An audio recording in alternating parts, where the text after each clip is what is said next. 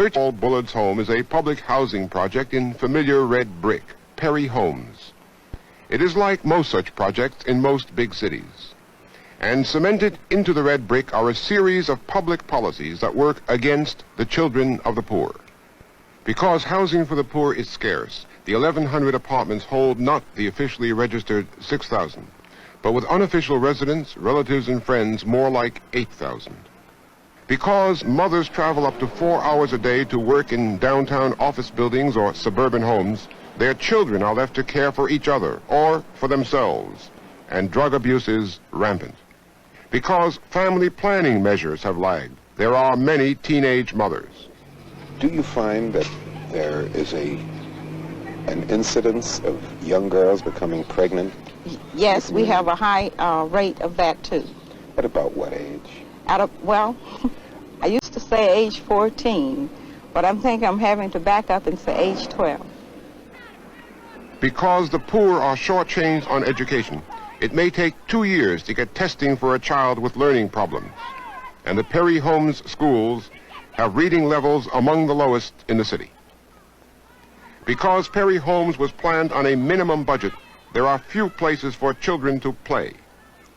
Because of the same kind of planning, Perry Homes has no doctor, no dentist, no pharmacy. Nearby there is a well baby clinic, but no sick baby clinic. And the sick must travel 12 miles to wait for attention at Grady Memorial Hospital. And partly because of the general rule that welfare is cut off if there is a man in the house, fathers are often driven away so that mother and children can eat. 85% of the head of household is a woman, because most of the men who should be in the household, they cannot make a decent living. And of course it is better to know that a child will be fed 12 months out of the year than 3 months, which during the summer when construction work you can make a decent living. The man in the house rule was written to prevent welfare cheating, to make sure that aid to families with dependent children would go only to families headed by mothers.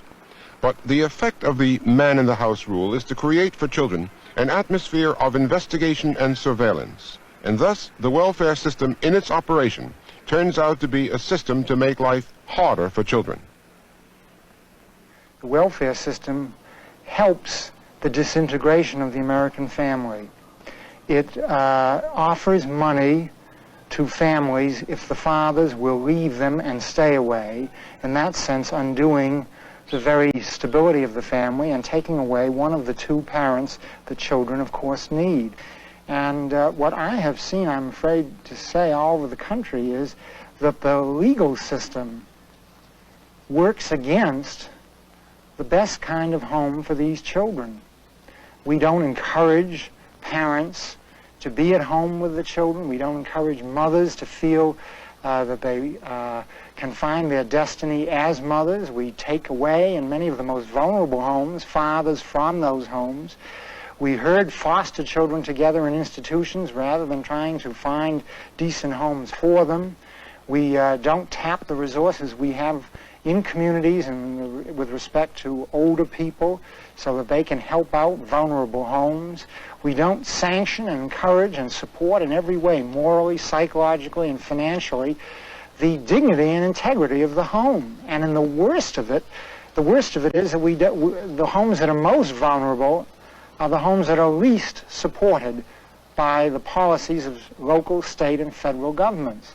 And no wonder then, out of these more vulnerable neighborhoods, we get an endless cycle of troubled, delinquent, wayward youth who grow up even more and become the lawbreakers of our society. Now, I don't know how you break this cycle except by starting out with young children.